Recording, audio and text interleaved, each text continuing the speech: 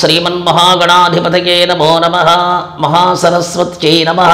శ్రీగురుభ్యో నమః. హరి ఓం.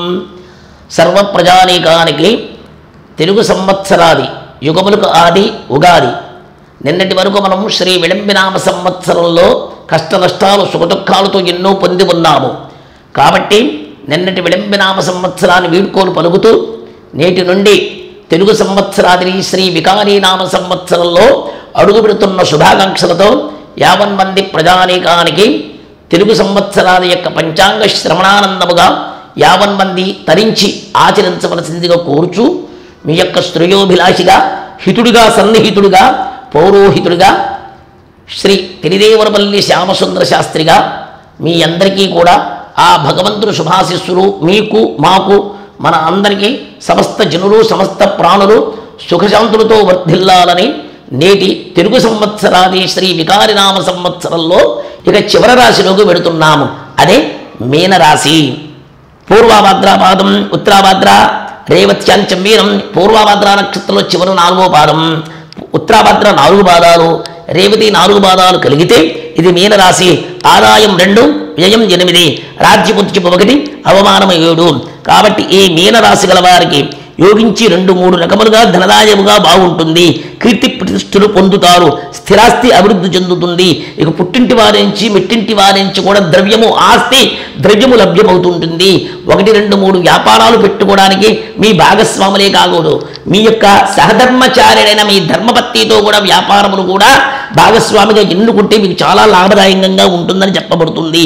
ఈ సంవత్సరమును ఈ మీనరాశి గల వారికి చక్కని విహారయాత్రలో పాల్గొనటం కానీ, ఘన సన్మానాలు పొందడం కానీ, ఏదైనా మీ ప్రతిభకు సంబంధించిన కళాకారులకు సంబంధించినవి ఏదైనా ఉంటుందనుకోండి, క్రీడా ఉత్సవాలు కానీ ఏదైనా ఉంటే ప్రభుత్వం వారి గుర్తింపు కలిగి మీరు ఘన సన్మానాన్ని పొందడానికి, ప్రభుత్వం వారి యొక్క సహాయ సహకార మమకారములు పొందడానికి, ప్రజల యొక్క శ్రేయస్కరం పొందడానికి, మీ సంస్కారానికి ఆస్కార పురస్కారాలు కూడా లభించడానికి అవకాశాలు ఉంటాయని చెప్తుంది. ఉద్యోగస్తులు అనుకున్న ప్రదేశానికి ట్రాన్స్ఫర్లు జరుగుతూ ఉంటుంది, బదిలీలు జరుగుతూ ఉంటుంది. నిరుద్యోగాలు ఉన్నత ఉచ్చస్థాన ప్రమోషన్ల మీద పెరుగుతూ ఉంటారని చెప్పబడుతూ ఉంటుంది.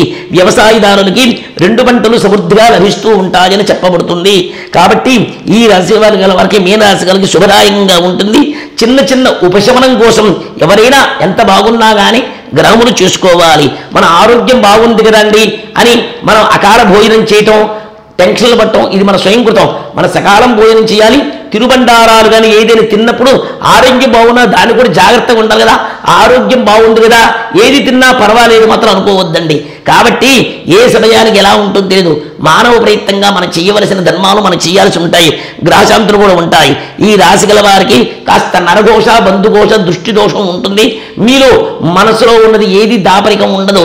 బోళా శంకరులాగే మీరు మాట్లాడుతూ ఉంటారు. ఏదైనా 1 రూపాయి అంటే 10 రూపాయలు ఇస్తారు. కానీ మీరు కొనుక్కునే వస్తువు 1 రూపాయికి 2 రెట్టింపు ధనాన్ని పెడతారు. 10 రూపాయలు వస్తుంది అనుకోండి, 20 రూపాయలు దాన్ని తూచా తప్పకుండా దాని యొక్క అడగకుండా బేరం లేకుండా ఇలా ఖర్చు పెట్టడం వల్ల, హెచ్చులు పోవడం వల్ల కాస్త ఇబ్బంది కలుగుతుంది. మీ గృహిణిని సహధర్మచారిని కానీ మీ తోటి సోదరులు కానీ అడిగి ఆచరించి అనవసరమైన ఖర్చులు పెట్టకుండా జాగ్రత్తగా వహిస్తే మీనరాశికి చాలా శుభదాయకంగా ఉంటుంది. కాబట్టి ఈ గ్రహముల యొక్క శాంతి చేసుకున్నచో మీకు శుభదాయంగా ఉంటుంది. మీనరాశి గల వారి సంఖ్య అదృష్టం 3. ఈ లక్కీ నంబరు ఆచరించుకోవాల్సిన కోరుచున్నాము. గ్రహాలన్నీ బాగున్నా ఏ టైంలో ఏ సమయంలో ఏదైనా దేవుణ్ణి ఆరాధన చేసుకోవాలన్నా మొట్టమొదటిది ఈ ఉగాది నాడు మీరు ఏం చెయ్యవలయాలంటే షడ్రసాలతో కూడినది వేపపూత పదార్థము, పచ్చి మామిడికాయ, చింతపండు, బెల్లము, యుక్షకంఠం అంటే చెరుకు ముక్క కానీ కారము కానీ ఈ యొక్క ద్రవ్యాలు షడ్రసాలతో కూడిన ఫలము కలిపి చక్కగా మీ ఇష్టదేవునికి నివేదన చేసుకుని ఆ పదార్థాలు 6 కలిసిన యొక్క షడ్రసాద పదార్థం స్వీకరిస్తే మళ్ళీ ఉన్న కామ, క్రోధ, మోహ, లోభ, మదమాత్సర్యాలను కూడా పారద్రోలి మీ కుటుంబంలో సురక్షితంగా ఉంటుంది. 50 మంది కూడా సుఖశాంతులుగా ఉంటాయని చెప్పబడుతుంది. కాబట్టి ఈ యొక్క రాసుల యొక్క ఫలితాలు చెప్పింది ఒకటి జరిగింది ఒకటి అని మీలో మీకే సంశయాలు కలగవచ్చు. అప్పుడు జాతకరీత్యా ఒకటే చెప్తున్నాను. సంవత్సరంలో 3 భాగాలు చేయాలండి. 4 మూళ్ళ 12 మాసాలు. 4 మాసాలు మధ్యమంగా ఉంటుంది, 4 మాసాలు డౌన్గా ఉంటుంది, 4 మాసాలు డెవలప్మెంట్గా ఉంటుంది. ఎట్లాగంటే నార్మల్ డౌన్ డెవలప్మెంట్ మీ పద్ధతిలో చెప్తున్నాను. కాబట్టి అది మొదలు మా కష్టాలు వస్తున్నాయండి బాగున్నాయన్నారు కదండి గురువు గారు అనొచ్చు. కాబట్టి ఆ కష్టాలు ఆరంభం చేయొచ్చు, చివరిలో చేయొచ్చు. అది గ్రహాల యొక్క ప్రభావం ఉంటుంది. అది ఏ సిద్ధాంతం కాదు, భగవంతుడు కూడా చెప్పలేడు. ఎందుకంటే గ్రహాని ఫల చారేణ సూచియంతి మనీషిణ. ఈ దేవతామూర్తులు ఈ సంవత్సరంలో అందరూ ఎమ్మెల్యే లాంటి వాళ్ళు, ఆయన రాష్ట్రపతి లాంటి వాడు, వీళ్ళంతా జిల్లా కోర్టు లాంటి వాళ్ళు. ఈ దేవతలంతా వాళ్ళు సుప్రీంకోర్టు ఆమోద ముద్ర అనమాట. గ్రహాణ ఫల చారేణ సూచియంతి మనీషిణ. అక్కడ ఆమోద ముద్ర పడ్డాలంటే మీరు ఈ గ్రహాల యొక్క ప్రభావాన్ని మన మీద వాళ్ళు ఇష్టాలు పెట్టచ్చు. మొదలు జరగచ్చు, చివరి జరగచ్చు. వాళ్ళ ప్రభావం ఎలా ఉంటుందో తెలియదు. ఎన్ని దేవతామూర్తులు చేసినా గ్రహాలకి శాంతి చేయాలి. అయ్యా దేవాలయానికి, వెంకటేశ్వర స్వామికి, ఈ శివుడికి నేను 1,00,000 రూపాయలు ఇచ్చాను, 10 లక్షలు ఇచ్చాను కాదు. మీరు ఎంత ద్రవ్యం ఇచ్చినా ఒక్కటి గుర్తుంచుకోండి. మనుషులు ఏనుగుని కొంటారు, ఆకారం కొంటారు, దానికి మేత లేకపోతే ఎందుకంటే ఉపయోగం? జీవుల్ని బాధించి దేవుడి గురించి మాత్రం ఏది ప్రయోజనం లేదు. మీ ద్రవ్యాన్ని పబ్లిసిటీ కోసం, పబ్లిక్ కోసం కాదు లెక్క. ఆకలితో ఉన్నవాళ్ళు అలమటిస్తూ, గ్రహశాంతులు చేసుకొని, అనాథలు ఉన్న వాళ్ళకి ద్రవ్యం ఇస్తూ, ఏ దేవాలయంలో ఎవరైతే దానికి అర్చన చేస్తున్నారో వాటికి కొంత చేసేవారికి కూడా సహకారం చేయాలి. ఒక దేవాలయాల ప్రాంగణానికి ఉంటే కాదు, కడుపులో ఆకలి అవుతుంటే పైన మాత్రం మూతికి సంపంగి నూనె రాసుకుంటే ప్రయోజనం లేదు. కొంత మానవ సేవ, మాధవ సేవ చేసుకుంటే గ్రహాలు అనుకూలిస్తాయని శ్యామసుందరిగా చెప్తున్నాను. ఇది దైవంగా చేయాలి, ధర్మంగా చేయాలి, ఆచరించుకొని మీ అందరూ తరించాలి. ఈ తెలుగు ఉగాది సంవత్సరాది శ్రీ వికారినామ సంవత్సరంలో కొత్త కొత్త రాజకీయ నాయకులు, చాలా ప్రజల్లో కూడా ఆశ్చర్యకరమైన రాజకీయ యువకులు రావడానికి అవకాశం ఉంటుంది. అందరికీ ఒక్కసారిగా ఈ 72 సంవత్సరాల పైనబడి ఈ స్వాతంత్ర మనం వచ్చిన భారతదేశంలో ఉన్న ఈ యొక్క రాజకీయం రేపు వచ్చే రాజకీయాల్లో అత్యంతంగా ఆశ్చర్యంగా ఉంటుంది. ప్రజలందరికీ కూడా అనుకూలంగా ఉంటుందని చెప్పబడుతుంది. ప్రజలకి అనుకూలం లేకపోయినా అనుకూలంగా ఉండే మార్గాన్ని తెలుసుకుని ఆచరిస్తారు. ఎందుకంటే చాలామంది ఒడిదుడుకులతో ఉన్నారు, చాలామంది నిరుత్సాహంతో ఉన్నారు. అటువంటి ఉండదు.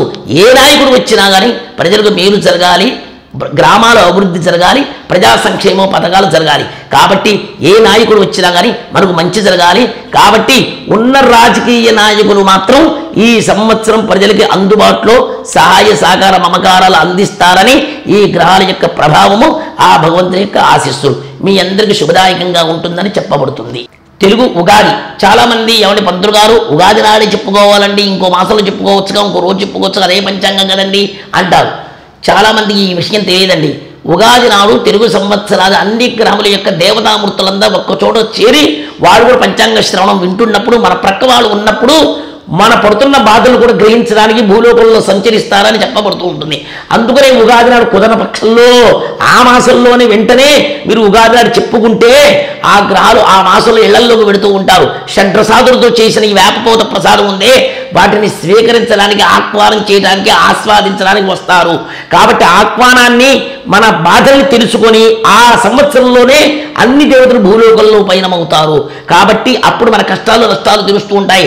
రాజకీయ నాయకులు మన పూర్వీకుల్లో వస్తేనేగా మన బాధలు తెలిసేది, మన రోడ్డు ఎలా ఉన్నాయి విస్తృతి తెలిసేది, ఆ బాధలు ఎలా చెప్పుకుంటున్నామో అలాగే ఉగాది నాడు గ్రహాలన్నీ కూడా ఎక్కడ పంచాంగ శ్రవణం జరుగుతుందో అక్కడ తిష్ట వేసుకుని ఆశీనులు అవుతారని చెప్పబడుతుంది.